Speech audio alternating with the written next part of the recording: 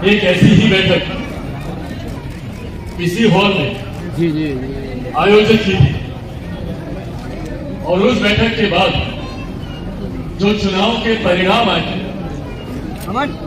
वो राज्य की दशा और दिशा दोनों को बदलने वाले वो परिणाम थे। यकीनन जो अपेक्षा हम लोगों ने की थी, संभवतः उस अपेक्षा से पूर्णतः हम लोग उस वक्त खड़े नहीं उतर पाए, पर कम से कम इस बात को उस बैठक ने दर्शा दिया कि अति पिछड़ा समाज के पास जो ताकत है, इस समाज के पास जो आधार है, इस समाज के पास जो सत्ता को बदलने की चाबी है, ये ताकत संभवतः और किसी के पास नहीं है, वो सिर्फ और सिर्फ इस ताकत को आज जब हम लोग ये बैठक कर रहे हैं, खास उद्देश्य से कर रहे हैं, हम लोगों को निरंतरता में इस्तेमाल करने का काम किया गया। हम लोग को वोट बैंक को हर किसी ने समझा, पर जब हम लोग के हक दिलाने की बात आई, जब हम लोगों के अधिकारों की बात आई, तो सत्ता में पहुंचने के बाद किसी ने हम लोग की मांगों को पूरा करने का काम नहीं किया। आज पुनः ये मौका है हम लोग के पास, कौन सा मोबाइल है, पुनः ये मौका है इस बात को समझने का, इस बात को जानने का कि भैया सही मायने में कौन हम लोग के साथ खड़ा और किसने हम लोग का सिर्फ राजनीतिक इस्तेमाल किया। और यह आकलन करने के आपके पास पिछले 75 साल का इतिहास है। इन 75 सालों में कई सरकारें आई, कई सरकारें गई, पर जो भी सरकार आई उसको लाने के जिम्मेदार आप हैं, और जो सरकार गई उसको सत्ता से हटाने के जिम्मेदार भी आप लोग हैं। ये क्या कर रहा है समझे भैया, 36%, लगभग 1/3 से ज्यादा जिसकी आबादी 1/3 से ज्यादा है। सोचिए कितनी बड़ी ताकत है, सोचिए कितनी बड़ी शक्ति है। और इतनी बड़ी ताकत होने के बावजूद अगर आज हमारा समाज हाशिए पर बैठा है, तो इसके जिम्मेदार कौन है, ये जिम्मेदारी तय करने का समय, ये जवाबदेही तय करने का समय है कि किन्होंने हमें सिर्फ वोट बैंक बनाया, हमारा इस्तेमाल किया, और उसके बाद जब हमारे हक अधिकारों की बात आई तो हमसे मुंह फेरने का काम। और हम लोगों ने ईमानदारी पूर्वक जिसके साथ रहे, मजबूती से उन पर विश्वास किया। मैं किसी राजनीतिक दल, किसी गठबंधन का यहाँ पे जिक्र नहीं करूंगा। आप सब जानते हैं कि समय समय पर किस किस ने हम लोग का इस्तेमाल किया। पर आज से लगभग 7 दशक पहले जो हमारी मांग थी, हमारी वो मांग आज भी वही की वही। साल दर साल, चुनाव दर चुनाव सत्ता बदलती गई, नीति निर्धारक बदलते गए, और हम लोग के हालात जस के तस। यही आह्वान करने आज आप लोग के बीच आए। पहला, पहचानिए अपनी ताकत को। 1/3 आबादी का हिस्सा होना कोई मामूली बात नहीं है, और बिहार जैसे राज्य में खास तौर, और यही दिक्कत है हमारे प्रदेश की और हमारे प्रदेश के तमाम सत्ताधारी दलों की, इनके नेताओं की, क्योंकि ये लोग हम लोग को सिर्फ जातियों में बांटने का काम करते हैं। ये लोग चाहते हैं कि किसी भी तरीके से हम लोग बढ़ते रहे, एक दूसरे से लड़ते रहे। यही काम इन लोगों ने दशकों से किया। दलित को महादलित करना, पिछड़ा आदि पिछड़ा, ये तमाम बातें लोग करते आए ताकि भाई से लड़ता है, क्योंकि इन लोग को डर लगता है कि जिस दिन हम लोग एकजुट हो गए, एकत्रित हो गए, तो सबसे पहले इन्हीं का सिंहासन डोलेगा। इस बात करने के लिए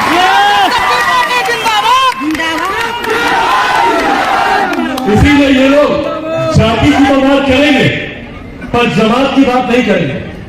ये लोग जातियों में हम लोग को बांटेंगे, भाई को भाई से अलग करेंगे, एक दूसरे के प्रति दुर्भावना पैदा करेंगे, पर जमात की बात नहीं करेंगे। कैसे हम लोग एकजुट रहे, उसकी बात नहीं करेंगे। और अभी पिछड़ा वर्ग में लगभग 128 जातियां हैं। इन जातियों को अलग अलग किस तरीके से रखा, उसके लिए तमाम राजनीतिक षड्यंत्र इनके द्वारा रचे जाएंगे। पर कैसे ये जमात एक साथ आकर ताकत बने, कैसे ये एक साथ आकर अपने हक अधिकारों की लड़ाई लड़े, उस दिशा में कोई भी राजनीतिक दल काम नहीं करना चाहिए, क्योंकि बढ़ी हुई ताकत बढ़ी हुई ताकत इन लोगों को संतुष्टि देती है, इन लोगों के मन से भय को दूर करती है, इन लोगों को इस बात का एहसास दिलाती है कि भाई जब तक ये लोग बटे रहेंगे अलग अलग वोट बैंक बनाकर इन लोग का लाभ हम लोग लेते रहेंगे और लेते रहे भैया, लेते रहे। 90 का दशक हो या आज, उस वक्त भी मुख्यमंत्री जो भी बने आपकी वजह से बने, और पिछले 18 सालों से अगर मुख्यमंत्री नीतीश कुमार जी सत्ता के साथ चलते हुए हैं तो उसका श्रेय भी आप लोगों को जाता है, आपकी ताकत की वजह से वो वहां पर।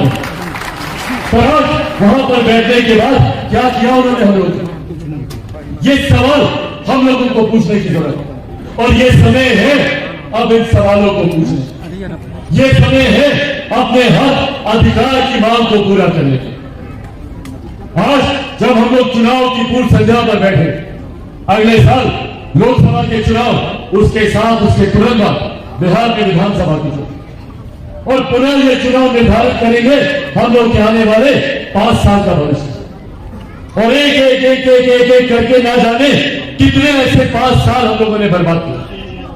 नतीजा आज भी हम लोग वही के वही, सत्ता में भागीदारी की बात, शैक्षिक हम लोगों के आगे बढ़ने की बात, हम लोग के आर्थिक विकास की बात, आज भी हम लोग वही संघर्ष कर रहे हैं जो संभवतः हमारी पिछली पीढ़ी, उससे पिछली पीढ़ी, जो संघर्ष हमारी पिछली पीढ़ियों ने किया था वही संघर्ष हम लोग भी आज कर। पर आज ये संकल्प लेकर जाने की जरूरत है कि संघर्ष पर पूर्ण विराम हम लोग लें, कम से कम अपने आने वाली पीढ़ी का भविष्य तो हम लोग बेहतर करें। जो संघर्ष हमारे पिता ने किया, हमारे दादा ने किया, परदादा ने किया, कम से कम ये पीढ़ी उस संघर्ष पर पूर्ण विराम लगाए ताकि आने वाली पीढ़ी हमारे बच्चों को उस दौर से ना गुजरना पड़े जिस दौर से हम लोग गुजरे। और ये तभी संभव है जब हम लोग एकजुट होकर, एकत्रित होकर सही मायनों में ऐसे लोगों को चुनकर भारत की संसद में, बिहार की विधानसभा में भेजेंगे जो हम लोगों के हक अधिकार की बात करते हैं। और हम लोगों के हक अधिकार की बात हम ही लोगों के बीच में से निकला हुआ व्यक्ति ही कर सकता है, कोई दूसरा व्यक्ति नहीं करेगा। जब तक सत्ता में भागीदारी हम लोग नहीं हासिल करेंगे, हम लोगों के अधिकार कोई दूसरा हम लोग को नहीं देगा। और यही सोच मेरे नेता, मेरे पिता आदरणीय रामविलास पासवान जी, उनको जब जब मौका मिला उन्होंने हर वो उचित प्रतिनिधित्व देने का उन्होंने प्रयास किया।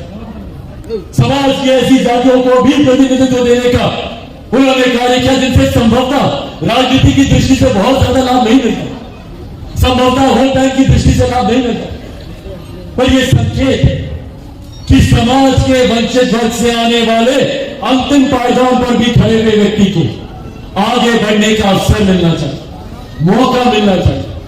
ये सोच मेरे नेता की, उन्हीं का अंश, उन्हीं के संस्कार हैं। जिस सोच को मेरे नेता, मेरे पिता आगे लेकर जाना चाहते थे, समय ने वो मौका नहीं दिया कि वो अपनी उस सोच को अपनी अंजाम तक वो पहुंचा सके।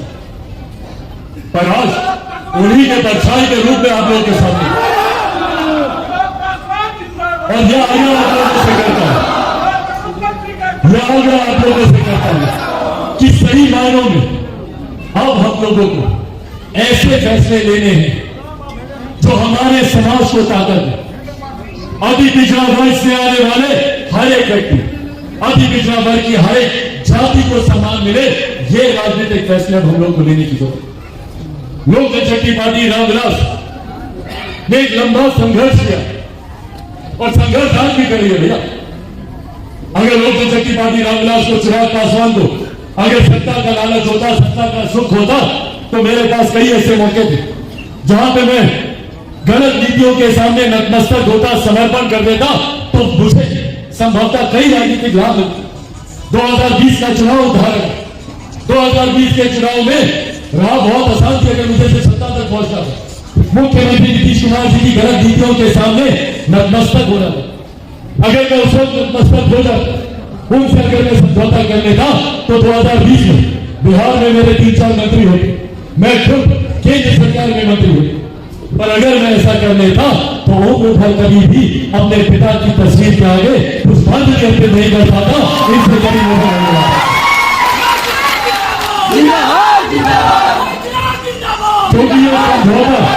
क्योंकि क्योंकि ये समझौता अपने नेता के विचारों को कुचल कर करना, उनके सिद्धांतों को तिलांजलि देकर ये समझौता करना पड़ा। संघर्ष की राह चिराग पासवान ने खुद चुनी और ये संघर्ष मेरे व्यक्तिगत स्वार्थ के लिए नहीं है। आज इस मंच से भी कई लोगों ने, मेरे तमाम साथी जो मौजूद है, रह रहकर चिराग पासवान मुख्यमंत्री, ये तमाम बातें आपकी भावना का मैं सम्मान करता हूं, पर मेरी लड़ाई मुख्यमंत्री बनने को लेकर नहीं, मेरी लड़ाई सत्ता के सुख को लेकर नहीं, मेरी लड़ाई हर उस गरीब वंचित वर्ग से आने वाले मेरे भाई के लिए, मेरे अभिभावकों के लिए, जिनके पास आजादी के 75 साल के बाद आज भी खाने के लिए रोटी नहीं है, रहने के लिए मकान नहीं, जो आज भी ऐसी विपरीत परिस्थितियों में अपनी जिंदगी बिताने के लिए मजबूर है। हमारे समाज के युवा आज भी पलायन करने के लिए मजबूर है, दूसरे राज्य जाते हैं शिक्षा के लिए, रोजगार के लिए, वहां जाकर उन्हें अपमानित किया जाता है, उन पर लाठियां चलाई जाती है, बिहारी शब्द को गाली बना दिया गया, बिहारी बोलकर उन्हें गाली दी जाती। किसने हमारे प्रदेश की एक छवि बनाई? आज जो लोग सत्ता में बैठे, पूछे इनसे भैया, जो लोग बोलते हैं कि हम लोग बिहार में विकास करेंगे, इतने रोजगार देंगे, इतने को काम देंगे, तो क्यों नहीं किया पिछले 33 सालों में आप लोगों ने? 33 साल कम नहीं होता। जैसे आप लोग 1/3 आबादी है, 33 साल एक आम मनुष्य के जिंदगी का 1/3 हिस्सा होता है। अपनी जिंदगी का 1/3 हिस्सा इस गठबंधन पर हम लोग भरोसा करते हैं, जिनको बार बार चुनकर हम लोगों ने भेजा। जो लोग बैठे, राजद के लोग हो, जनता दल यूनाइटेड के लोग हो, यही लोग ना सत्ता में रहे, कांग्रेस यही लोग ना सत्ता में रहे। 90 के दशक से निरंतरता में इन लोग की सरकार है। और आज बिहार के हालात देख लीजिए, बुजुर्गों को, महिलाओं को आज भी दिल्ली जाना पड़ता है। एड्स के सामने हम लोग दिनों दिन तक लाइन लगाकर खड़े रहते हैं डॉक्टर से मिलने के लिए। क्यों हमें ये सुख सुविधा हमारे प्रदेश में नहीं मिलती? क्यों आज भी हमारे बच्चों को कोटा जाना पड़ता है पढ़ाई करने के लिए, दूसरे राज्य जाते हैं शिक्षा तालीम हासिल करने के लिए?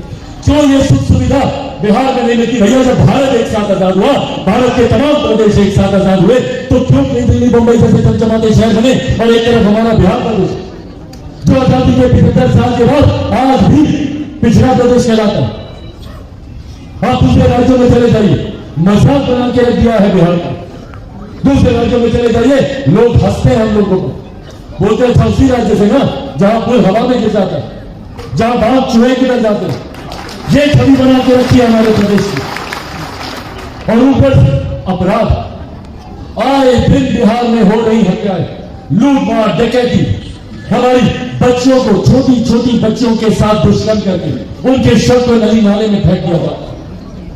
महिलाओं के सम्मान की बात हो, बुजुर्गों के सम्मान की बात हो, आज ऐसी छवि प्रदेश में बना दी है कि कोई व्यक्ति दिन में घर से निकलता है तो शाम को जीवित घर लौटेगा कि नहीं, इस बात की कोई गारंटी नहीं।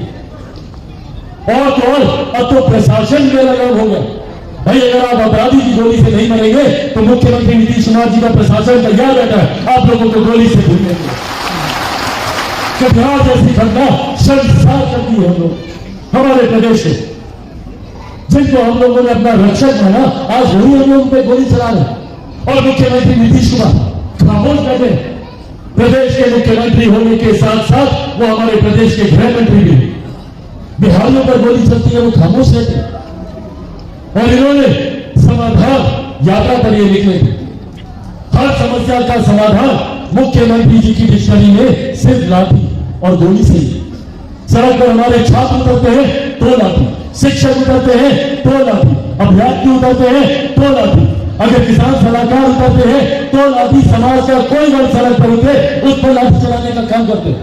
और इतने मात्र से अगर संतुष्टि नहीं तो गोली भी चलाने का काम करते। क्या इसलिए इनको प्रदेश का मुख्यमंत्री बनाया गया था? मैं बनाया गया था शब्द का इस्तेमाल कर रहा, चुना नहीं गया, क्योंकि हम लोगों ने इनको मुख्यमंत्री तो नहीं चुना था। आज भले ही किसी की कृपा पर मुख्यमंत्री बने, पर बिहार की जनता ने स्पष्ट मतदान किया था 2020 में। स्पष्ट था कि मुख्यमंत्री कोई भी हो, पर मुख्यमंत्री नीतीश कुमार जी होते तो आज ये तीसरे नंबर की बात नहीं होती।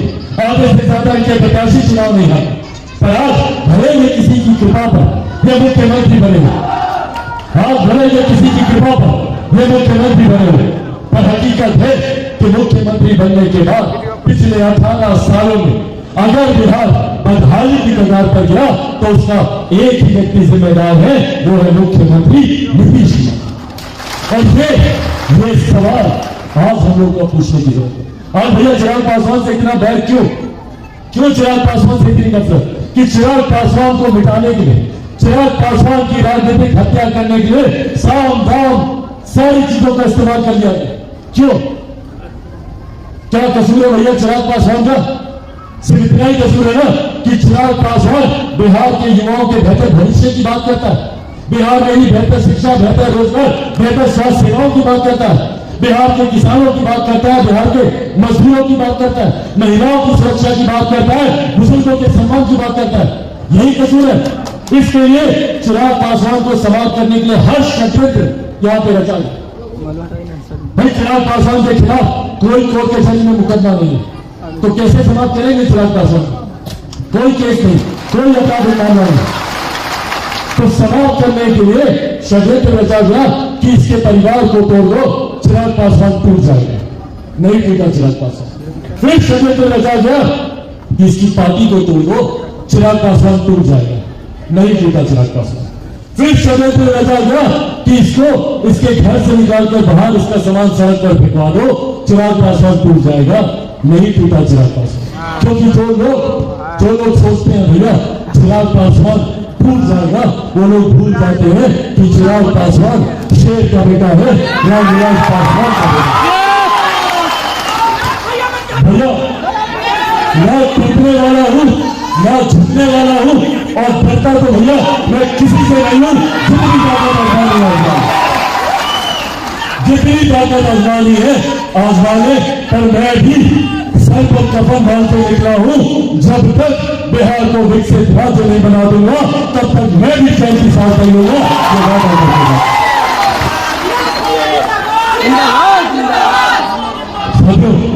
बिहार फर्स्ट, बिहारी फर्स्ट की सोच के साथ निकला। बिहार फर्स्ट, बिहारी फर्स्ट बिहार को विकसित राज्य बनाने की नींव को स्थापित करता है। बिहार फर्स्ट, बिहारी फर्स्ट एक ऐसा विजन डॉक्यूमेंट है जो इस बात को तय करता है कि कैसे बिहार के अलग-अलग क्षेत्रों में काम करके बिहार को एक विकसित राज्य बनाया जा सके, कैसे यहाँ पे IT जॉब, IT सेक्टर लाया जा सके, कैसे यहाँ पर उद्योग खुलवाया जा सके।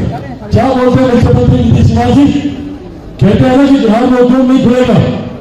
बोलते हैं कि नहीं? बोलते हैं। जानकारी है? पिछले चुनाव में बोले थे ना, तो मुख्यमंत्री बोलते हैं कि बिहार का भूगोल ऐसा है कि बिहार में कभी कोई उद्योग नहीं लग सकता। दोष बिहार के भूगोल में नहीं है मुख्यमंत्री नीतीश कुमार जी, दोष आपकी नीयत में है। और चाहते नहीं कि बिहार में उद्योग है। बिहार में उद्योग कैसे खुलेगा? ये बिहार फर्स्ट और बिहारी फर्स्ट आपको करके दिखाएगा। ये बात आप लोगों से करके जाता है। बिहार का IT सेक्टर कैसे आएगा? ये वादा चिराग पासवान आप लोगों से करके जाता है। यहाँ पे शैक्षिक संस्थान कैसे खुलेंगे? ये वादा चिराग पासवान आप लोगों से करके जाता है। बिहार के किसी बुजुर्ग को, और उसमें मुख्यमंत्री नीतीश कुमार जी भी शामिल है, वो भी शामिल है। बड़े हैं, बड़े अभिभावक है, उम्र में, रुपये में, तजुर्बे में मुझसे बड़े हैं, उनको भी मैं शामिल करता हूँ। क्योंकि वो भी दिल्ली जाते हैं भैया, जब उनको भी इलाज कराना होता है। मोतियाबिंद के लिए गए थे ना दिल्ली, चादर फ्लाइट करके 1000 किलोमीटर की यात्रा, दिल्ली के अस्पताल में जाकर मोतियाबिंद का ऑपरेशन किया। अच्छा वो दिल्ली चले गए, क्योंकि मुजफ्फरपुर में पता है ना मोतियाबिंद का ऑपरेशन हुआ था, 1 दर्जन से ज्यादा लोगों की आंख निकालनी पड़ी थी। तो ठीक है कि दिल्ली चले गए। फिर बिहार के किसी और बुजुर्ग, किसी महिला को दिल्ली, दूसरे प्रदेश ना जाना पड़े। ये वादा चिराग पासवान आप लोगों से करके जाता है।